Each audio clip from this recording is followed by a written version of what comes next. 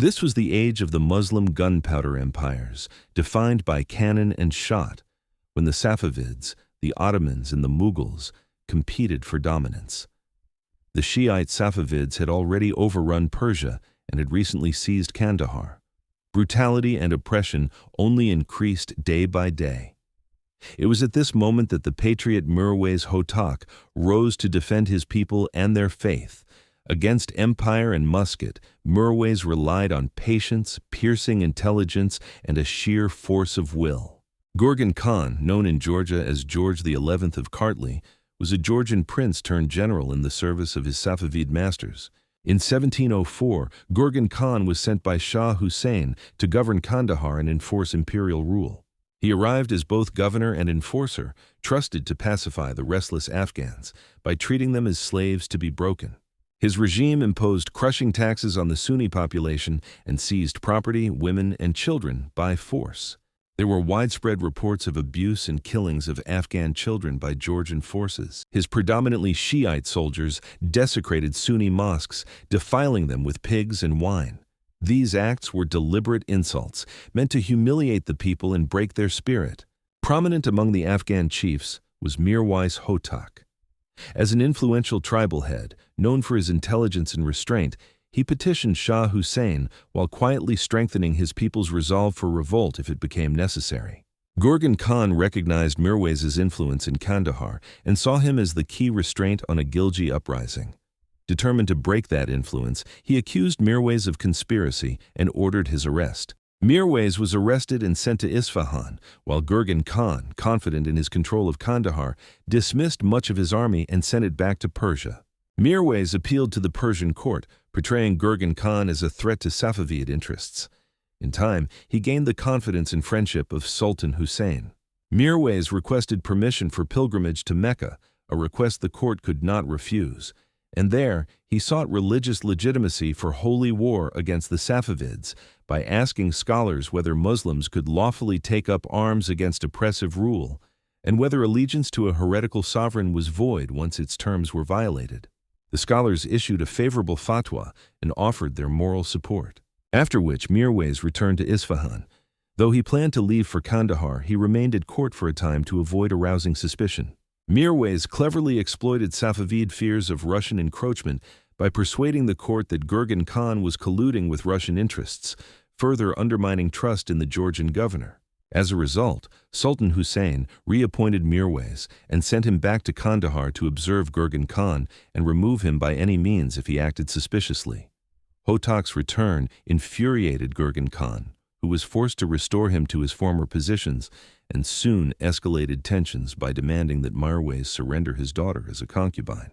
Insulted and resolved, Mirwais gathered the heads of the tribes in his tent to consult on rebellion, and when he asked them to follow him, they agreed to wait for his signal. He first ordered the Tarin tribe of the Pshin Valley to withhold tribute to weaken Georgia's authority. Gurgan Khan, falling for the ruse, dispatched the majority of his Georgian troops away from Kandahar, further thinning his immediate defenses. Mirwais gathered the faithful and marched to Kandahar, and then invited Gurgan Khan and the advancing Georgian troops to a banquet, feigning loyalty and condemning the Tarin's defiance. Gurgan Khan and his party, suspecting no treachery, were slain, and with their deaths the head of Safavid authority in Kandahar was severed.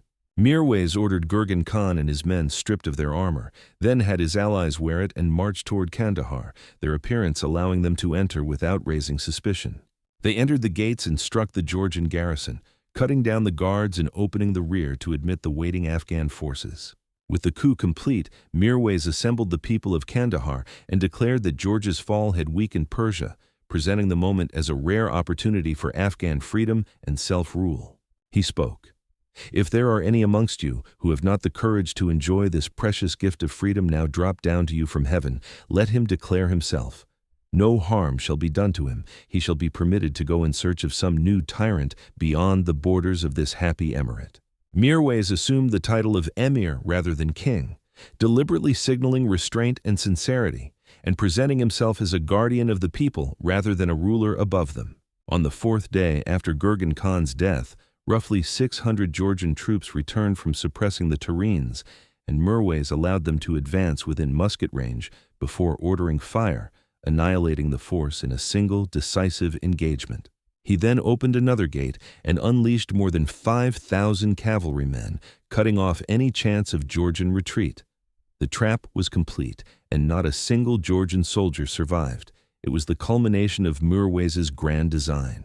The Persian court, fearing an Afghan alliance with the Mughal Empire, sent an ambassador to offer forgiveness for Gurgan Khan's death in exchange for a Persian garrison in Kandahar. Mirwais imprisoned him to stall for time and delayed Safavid preparations by refusing any reply. And when the court sent a second envoy, he was told to never make base proposals to men who are free. Upon his return, the Persian court accepted that diplomacy had failed and that only war remained. From 1710 onward, the Persians launched 5 separate campaigns to retake Kandahar, and each time the Afghans bravely faced them while heavily outnumbered. Persia then desperately advanced on Kandahar with a massive army that vastly outnumbered the Afghans, and Mirwais answered with scorched earth tactics, devastating his own land rather than allow it to be occupied, until the invading force collapsed and was destroyed.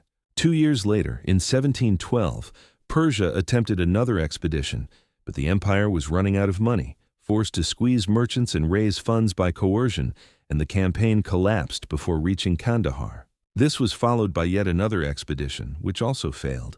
As the Safavid state was nearly bankrupt, troops set out with only a handful of men, no pay, no horses, leading to mass desertions due to fear of facing the Afghans. By this point, Persia was effectively bankrupt and militarily shattered, having lost 9 separate armies in Afghanistan, leaving the state drained of money, manpower, and the ability to resist the holy war of Mirwais and his followers. Mirwais transformed Kandahar from an occupied frontier into an independent Afghan state through patience and strategic brilliance, defeating repeated imperial invasions while consistently facing far larger armies. By uniting the tribes, breaking Safavid power, and exhausting Persia militarily and financially, he laid the foundations for the Afghans' own empire. Mirwais died only 3 years later in 1715 and was interred near Kandahar, where his tomb remains a symbol of unrelenting resistance. And yet, Afghan rage would not be quenched so easily. It would be Mahmud Hotak, Mirwais's son, that would answer the Afghan demand for revenge and sound the call of holy war beyond the frontier, marching it directly into the heart of Persia itself.